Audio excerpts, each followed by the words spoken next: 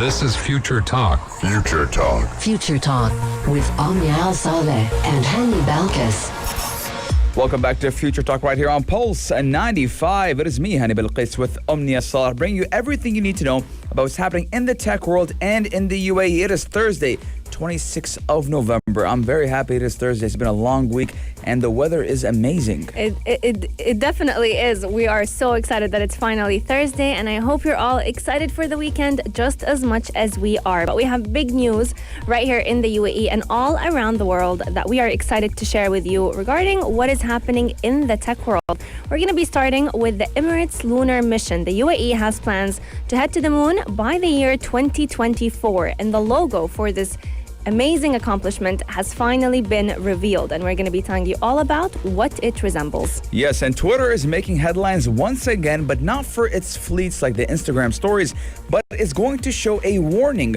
when you try to like a labeled tweet, and Twitter verification will return early next year. So for a while, Twitter was not verifying anyone. Any tweet was not being verified, and now we're seeing that return next year. But we have a live in-studio interview, don't we, Omnia? Yes, indeed. We have a very special guest, two special guests that will be joining us today, and it's all about space. This is the theme of today because we're going to be talking about the UAE's first landmark that resembles and stands for the UAE Hope Probe Mars mission. Members of a group of Emirati designers and engineers that created a space-themed fountain will be joining us today. Abdulaziz Al Meheri and Salem Al Messabi will be telling us all about what inspired them to create this amazing landmark, as well as how they were actually able to develop this idea. Yes, indeed. Lots of stuff that are interesting to talk about today, ladies and gentlemen. We're going to be taking a short break, but when we come back, we got everything that's happening in the tech world right here, right now.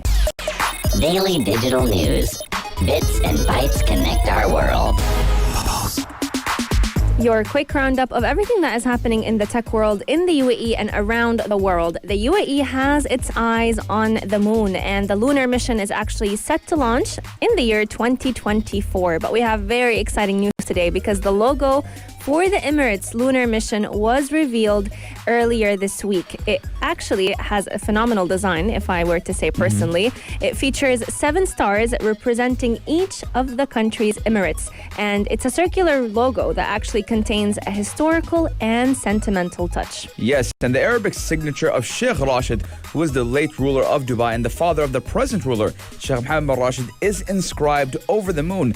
Now, looking at the logo, I'm telling you, it is beautifully pieced. The 7 Emirates, it has everything that you need jam-packed into that logo. Now, the color scheme of the logo does look like the moon's surface, and the image does highlight the fact that this is the first Arab mission to the lunar surface. Yes, indeed. Now, it's very important to also mention that the Lunar Mission actually holds a lot of dreams for many Emirati youth that have always been dreaming of actually going to the moon. But just like every huge project, it takes a lot of planning, and this is exactly why the UAE is actually planning to send the rover to the regions of the moon in the year of 2024. Now, it's been a while since we've had any mission going to the moon, but as part of the Emirates Lunar Mission, the robotic explorer is actually also named the Rashid rover, and it's going to be sending back nearly 1,000 images from the surface of the moon and collecting data on what the lunar soil is like. Now, a lot of us may be wondering, why would the surface of the moon matter to us right here on Earth? It actually matters a lot because A, shows if the moon would be a habitable space for human beings, but it's also a great accomplishment because it's fully built by UAE engineers. Now, when we talk about the year 2024, we kind of think, oh my God, 2024, that's a long way from now. But we're already going into 2021, and in 3 years, we'll be done. Now, again, Omnia, we're talking about why going to the moon, why going to the lunar planet, to the lunar moon. Now, because once upon a time, we're going to have to go to Mars. So they are kind of looking at it as a hub docking station where you'll go first from the Earth to the moon and continue the journey to Mars from the moon. So we have to start piece by piece, and this is a great step, not only for the UAE, but for the Arab nations. Absolutely. And looking at the Rashid rover and what it's going to be including, it will have 4 cameras that can move horizontally and vertically. It's also equipped with 3D cameras and a microscope that also allows us to take thermal imaging throughout its cameras. Now, the sensors in the systems will actually enable the rover to analyze the characteristics of the soil, what the dust is composed of, and it actually tests out the radioactivity of the soil on the moon and the moon's surface rocks. Now, engineers are planning to build the structure so that the lander's devices and engines are well protected, because we do know once you send the rover to space, you need to have a plan B on the rover itself. It's out there on its own. It's its own flying bird. Yes. Now, let's give you a little bit of a timeline, how things will go until 2024. So we're looking at the engineering model being finalized by 2021, followed by a manufacturing in 2022. The testing phase will take place in 2023, and hopefully, inshallah, it will be planned for 2024, the official launch.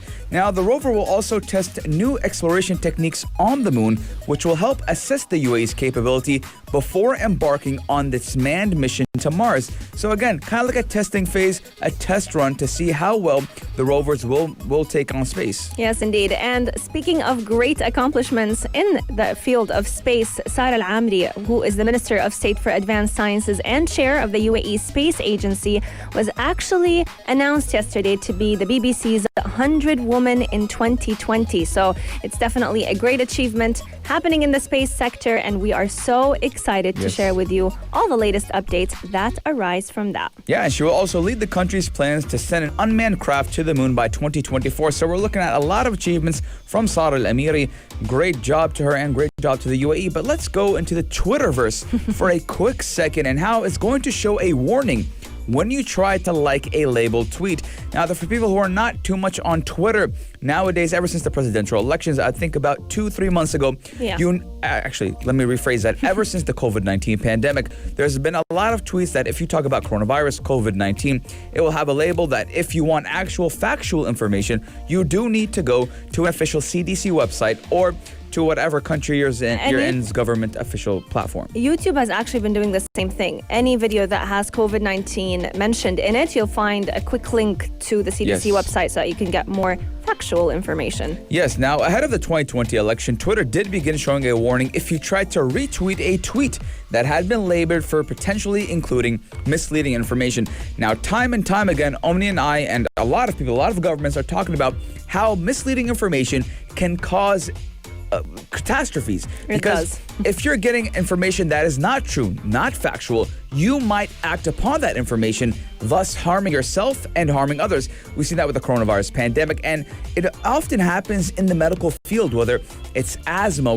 Omni and I talked about how misleading information on Facebook caused a mother to kind of substantially kill her own child because she stopped giving him his asthma medicine, but instead let him smell scents of candles. Yes, and she was going for all those remedies that Facebookers, home remedies that a lot of people on Facebook were actually sharing.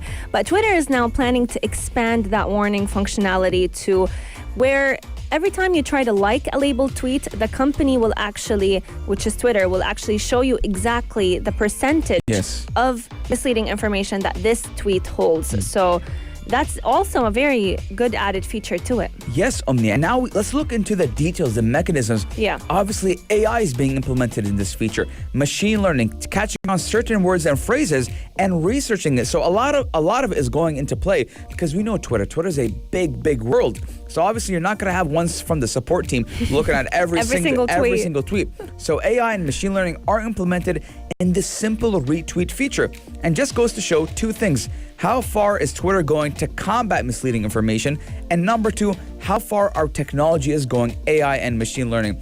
And, ladies and gentlemen, Twitter verification is coming back. Yes, indeed. For all those of you who are excited to basically have an option to get your account verified, Twitter has finally announced that it would relaunch its verification process early next year. However, it is also including brand new guidelines for all those users who are seeking out that golden small blue badge. Yes, I want that one so bad. I just feel instantly important. When you're verified? Anyone who's verified, you do feel that they're important. Let us know your guys' thoughts, 4215 or on our Instagram at Pulse95Radio. We're going to be taking a short break.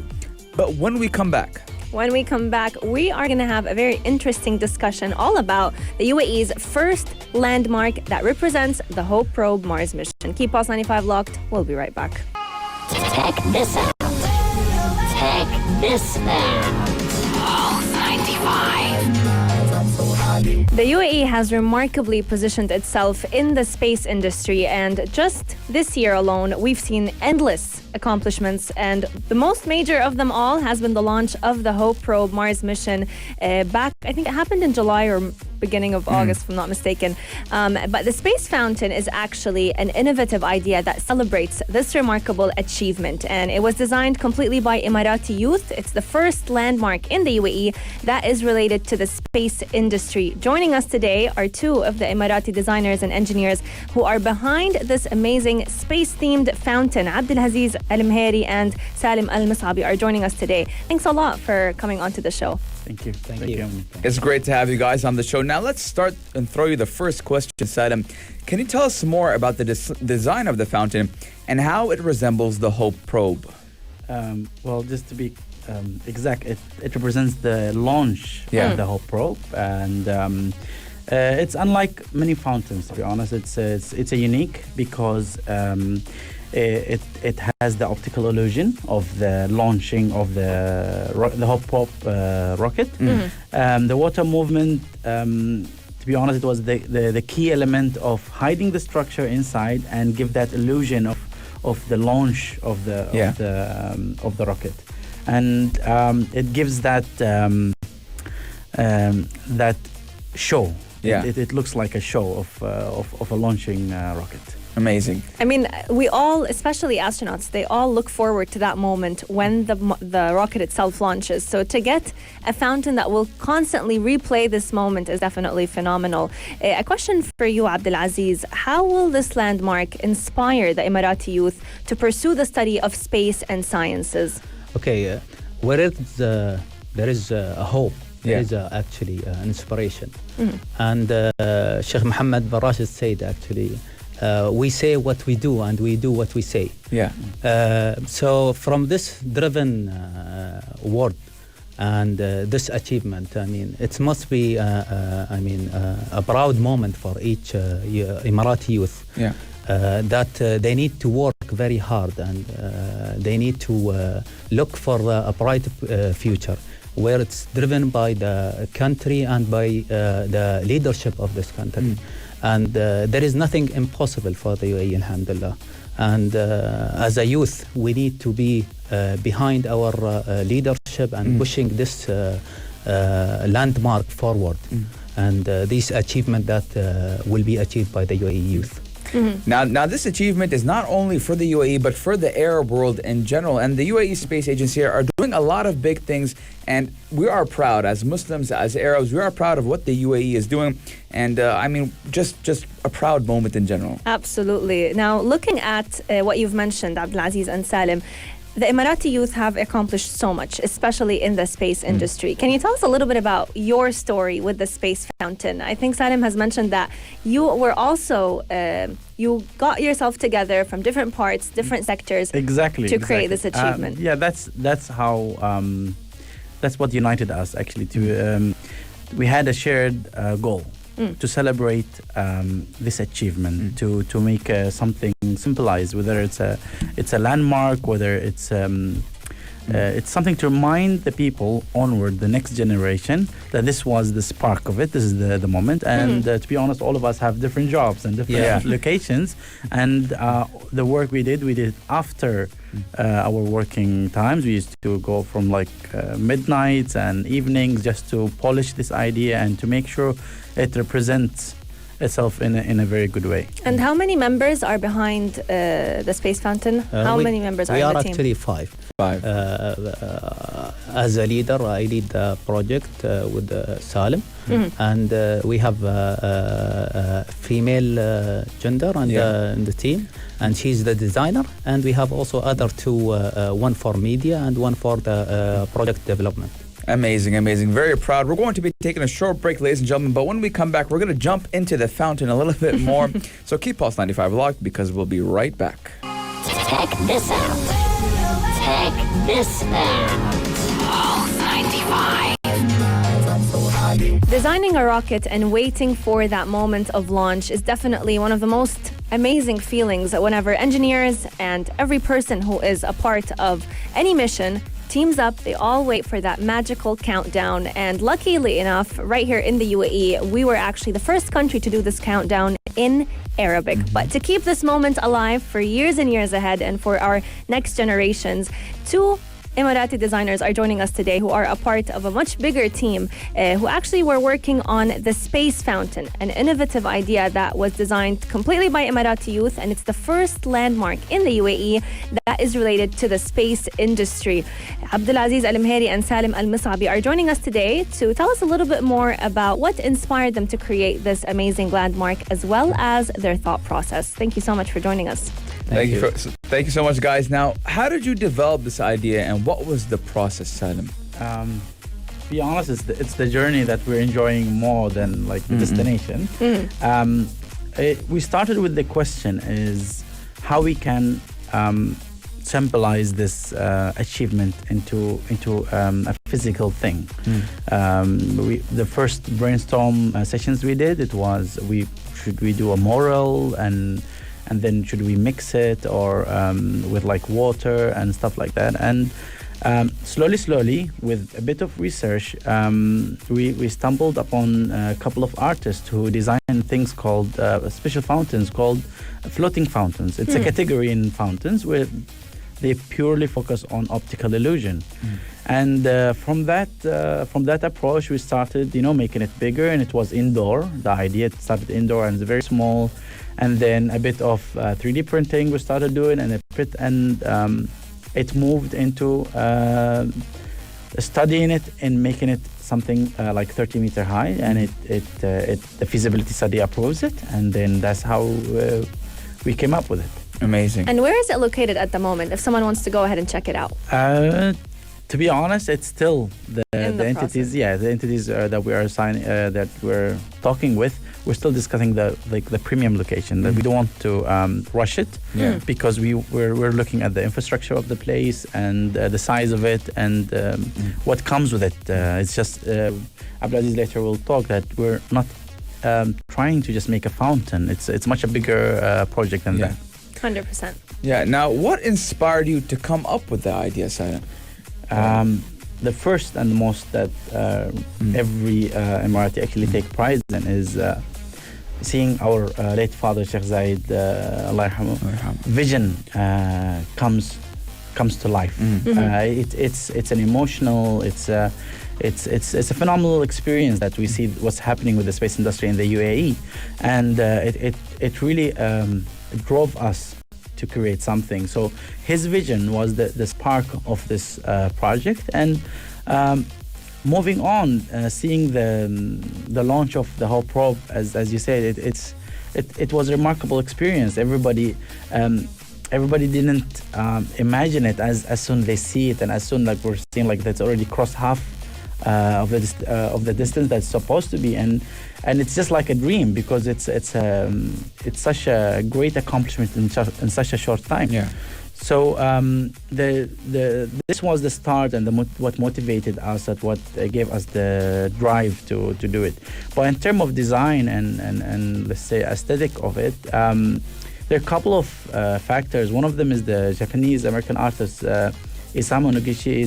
He did 9 floating fountains in Osaka Expo 70, and Expos used to exist back in the 1970s. Yeah. That piece of information shocked me, honestly. Yeah, I was shocked as well. Food for thought. Yeah.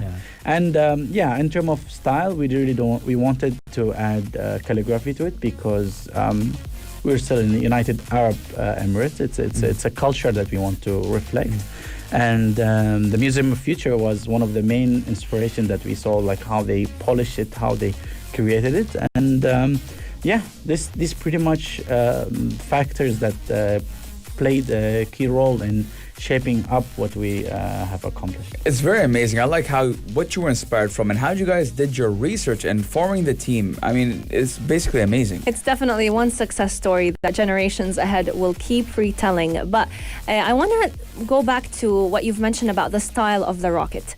What made you draw that analogy, and what made you want to replicate the sensation of the smoke whenever the rocket launches with the water? How did you get that idea to connect both? Well, it was not like this. Yeah. It was more of a teamwork. We used to do a lot of brainstorms. We used to do a lot of ideas because it started with we wanted to do the water coming down up, and we didn't think of making a waterfall. And first thought, as I said, it was a mural, but water coming out of the wall. But it was not quite 3D, and people cannot go around it. And a bit of 3D design, the Mona Laidros, who helped us a lot in designing and visualizing it. And from that point, when you experiment, you fall into great ideas. And when we started to experiment more and more and more, we started seeing that it shouldn't be indoor, shouldn't be small. It can be big, and it can have illuminate lighting inside, and it can have music, and it have all these things. So it developed across experiments and across brainstorms. Yeah, now you guys said your team did a lot of brainstorming, but obviously in 2020 we had the coronavirus pandemic and social distancing, a lot of things going on, and a lot of fear being implemented to the people. So I want to ask you guys, Abdulaziz, what are the main challenges that you and your team faced? Okay. Actually, we have a lot of challenges actually faced us. First of all, the pandemic was very surprising. Yeah. And things it's happened. They launched very closely. Last July, the prop, the Hope prop, and it was really to gather them and to talk to them, to gain the time and to build this team also, and the idea. To buy in themselves to this idea. It was very difficult actually to get this engagement.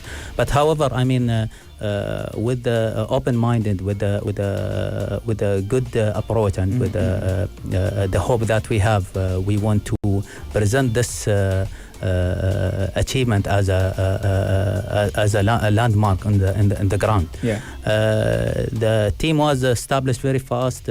We had good communication. One meeting actually I met with Salem previously, and from there we engage and we come together. And we had also the challenges of as a pandemic, that we cannot meet in one place. But we had this youth center in Abu Dhabi. Actually, it was a good place to meet. They have a lot of meeting rooms, a lot of facilities that are available for us to gather and to have a good meeting environment to establish these ideas and to come together. Another thing also, the technology was one of the challenges.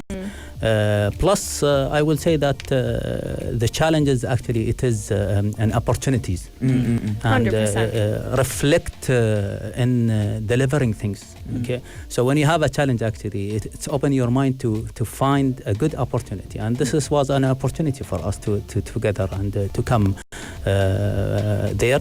And I will say that nothing, our leadership, actually, the UAE leadership, they are an example for us in taking the challenges, and this is what happened in the pandemic. The challenges that UAE faced in the pandemic, it's become now an opportunity for a business, for economical innovation.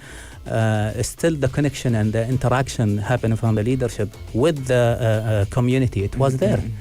So the same things. These drivers actually. It's driving us to achieve any challenges. Yeah. Absolutely, and we've definitely seen the outcome speak for itself. An experience that many people will definitely be showcasing for generations to come. We're going to be taking a short break, but once we come back, we're going to be talking about the future plans for this amazing monument. If you have any questions for the two Emirati engineers, make sure you send them in at 4215 do Itisalat or slide into our DMs at Pulse 95 Radio.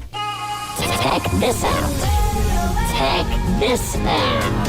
Pulse 95.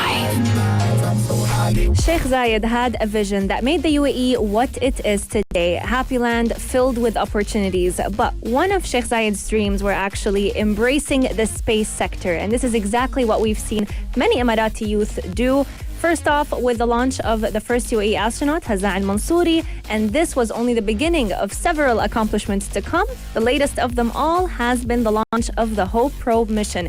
To keep this moment alive, Emirati youth and designers and engineers have actually come together to create a monument, the space fountain that we are very proud to be discussing today on the show. Today we are joined by Abdulaziz Al Meheri and Salem Al Messabi, who have been walking us through their journey with coming up with this idea. Thanks a lot for joining us.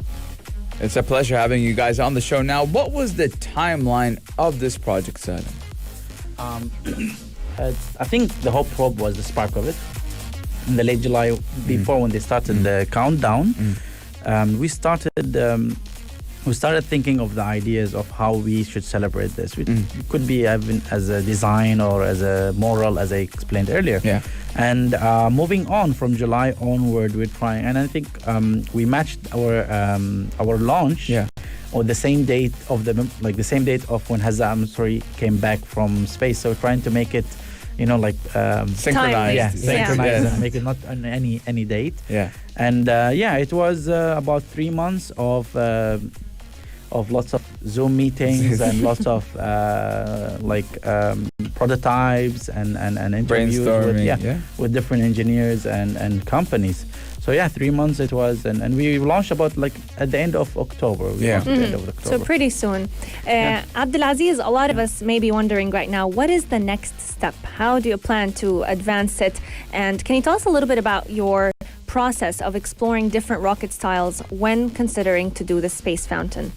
Okay, we design it in the way that it will be as a landmark. So to do it in this way, actually, we found 3 basic ideas: either to be a fountain, a simple fountain, landed in somewhere in the public area, or to have it as a museum, a space museum land, okay, where people actually can have good knowledge about the achievement of UAE, step by step, telling the full story, started from Sheikh Zayed, rahmatullah alayhi, the vision, and ending with achieving this in the last June.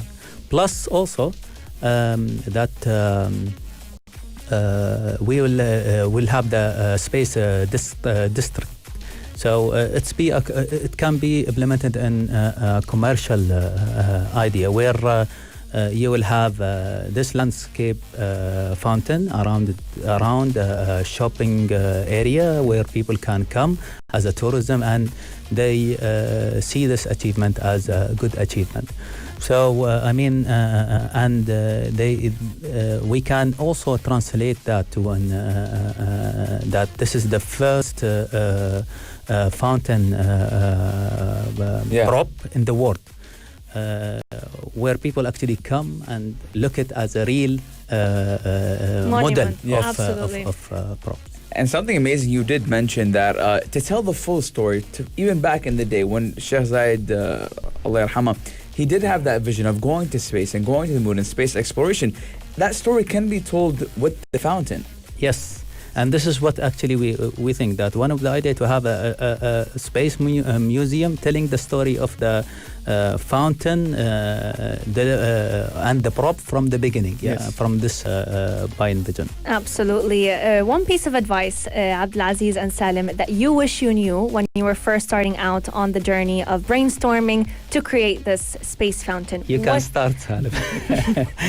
To be honest, I'd like to leave the youth and anyone, to be honest, in the UAE or outside the UAE, with this advice. It could be cliche to hear. Just do it, to be honest. A lot of people do a lot of preparing and think too much into ideas, or worry too much about this idea could be stolen or whatever reason that holds them and make them procrastinate. Criticism, for example, and not being bold enough. Yes. And if you believe in your idea, just do it. If you fail, you still win the experience and you will learn. And this is what you should do. You should always try to do things. And right now, in this age, in this time, innovation is a currency, and it's a very expensive currency that countries fight just to find the right innovators to build things. So people should not just think within the boundaries of their let's say their work or their environment. They should really think of how to come up with innovative ideas, creative ideas that help their community or help their country or be different. Wise words from Salem, ladies and gentlemen. Wise You heard it words. here first. Wise words. Thank you guys so much. Thank you so much for joining us today, and we wish you the very best of luck in everything that you are about to endeavor on. But Future Talk is coming to an end, and it is the weekend. Yes. We wish you a blessed weekend, and you can catch us again, same time, same place on Sunday. Yes, indeed. We're going to jump in our spaceship and make our own story. Thank you to Abdulaziz and Sam so much. We are proud of you. The Future Talk team is proud of you, and the whole UAE is proud of you. Thank you guys so much. And we are proud of you both. Thank you. Thank you. You can still catch the rest of our shows on Pulse 95. Coming up is Afternoon Karak with Aisha Al-Mazmi and Mikhail Atiyah. So keep Pulse 95 locked. We'll see you next time. If you liked this episode of Future Talk, drop a like and subscribe. Pulse 95. Be sure to follow us on Instagram for all our daily updates and top stories.